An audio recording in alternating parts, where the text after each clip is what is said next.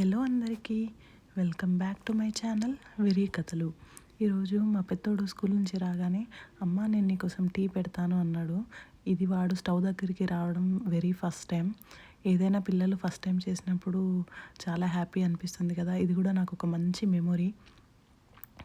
ఎలా పెడతాడో just start చేసి వదిలేస్తాడేమో అనుకున్నా, బట్ ఇంట్రెస్ట్తో బాగానే పెట్టాడు. చాలా బాగా కుదిరింది, టేస్టీగా ఉంది. చూసేయండి విదార్త్ చేసిన tea for the first time.